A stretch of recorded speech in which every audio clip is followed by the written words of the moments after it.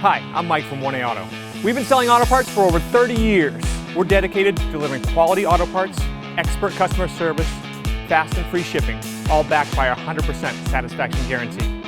We've created thousands of videos to help you install our parts with confidence, and that saves you time and money. So visit us at 1aauto.com, your trusted source for quality auto parts. In this video, we're going to be working with our 2006 Ford Explorer. We're going to show you how to remove and reinstall the ignition cylinder in your steering column, as well as how to rekey it so you can still use your OEM key.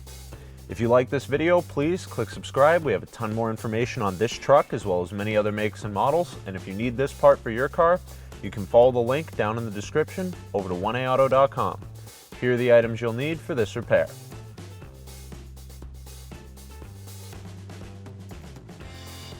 Insert your key into the lock cylinder.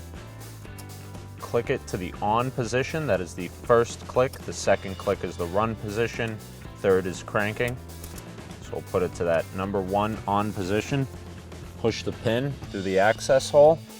The detent pin that you're looking to access is here. We've removed the lower portion of the steering column to show you this, but this can be easily accessed through the opening in the bottom of the steering column with a long straight pick.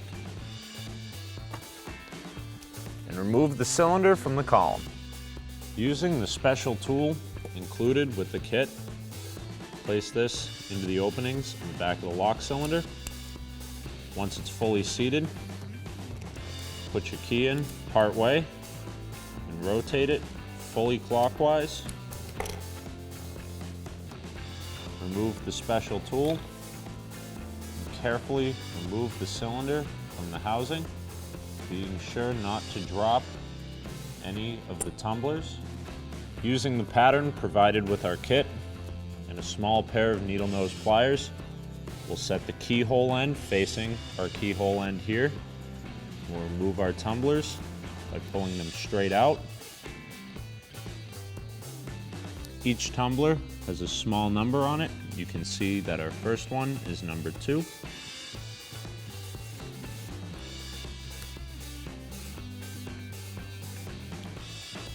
Our second is a number 3, and these are staggered, top, bottom, top, bottom, top, bottom, top.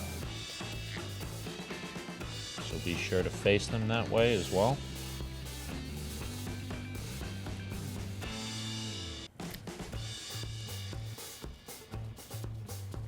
One,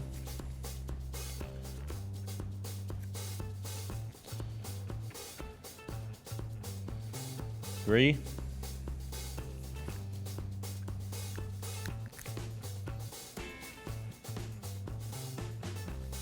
another 1,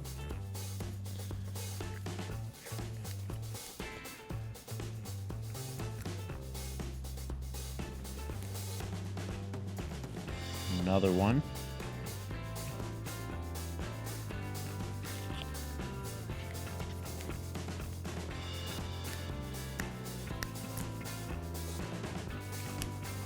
and a 3. We'll now place our old tumbler off to the side. We'll get out our new tumbler here. And you can tell the top and bottom from these holes, which is where we'll install the springs for our new tumblers. Again, we have 4 on the top, 3 on the bottom, so it'll go this way. The packages are numbered with what number tumbler is inside, as well as getting a small packet of springs. So I've now laid out our new tumblers in the same pattern as our old tumblers. We've got our new cylinder set the right way, and we have a new set of tumbler springs here. So we'll start by installing the tumbler spring into this opening in the top. We'll take our first tumbler, put a little bit of grease on it. The only reason I'm doing this with my bare hands here is because these are very small parts and they're difficult to work with gloves on. Coat that grease on there a little bit. And install it with this tab going over the spring. Push down until it locks in there. We'll repeat these steps for the remaining tumblers.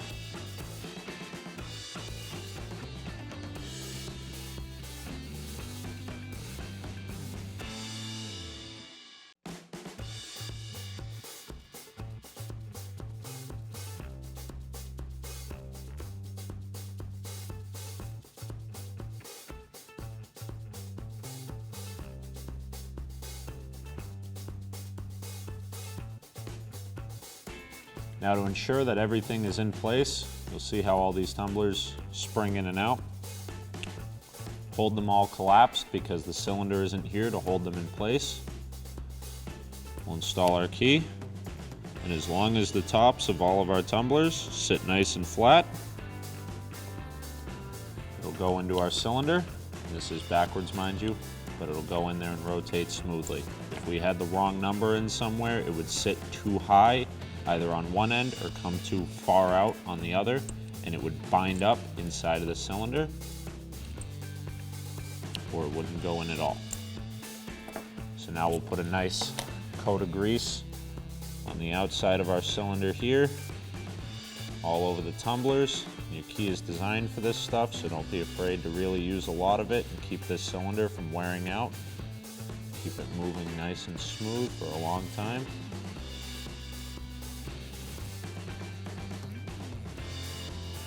Line up the detent tab here into its slot in the cylinder. You'll have to push down the tumblers one by one to insert the tumblers back into the cylinder. Now you can see here that it's not going in fully, so we'll use a small flat blade screwdriver to rotate the keyhole until it allows us to seat it in fully. We'll then rotate it until it locks. Make sure you hold the back side here so your cylinder doesn't fall out. Make sure your key goes in, rotates normally, because we'll need to put it back into the on position to reinstall into our column. Be sure to align the detent pin with the channel inside of the cylinder. Rotate to the on position, and that pin will compress.